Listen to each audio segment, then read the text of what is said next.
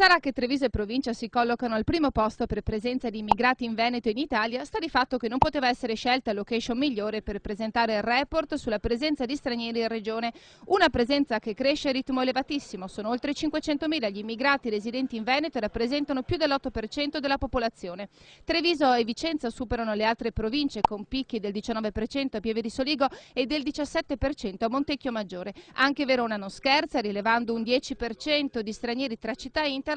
Padova e Venezia si collocano alla fine della lista con un'incidenza del 6 e il 7% rispettivamente, anche se si prevedono ritmi di crescita accelerati. La popolazione immigrata è destinata ad aumentare sia per effetto dei flussi migratori che di un saldo naturale decisamente positivo. Gli stranieri hanno più figli. Nel 2007 si contano in Veneto 9.000 bambini di cittadini immigrati che rappresentano il 18,6% sul totale delle nascite. Un bambino ogni 6 ha almeno un genitore straniero.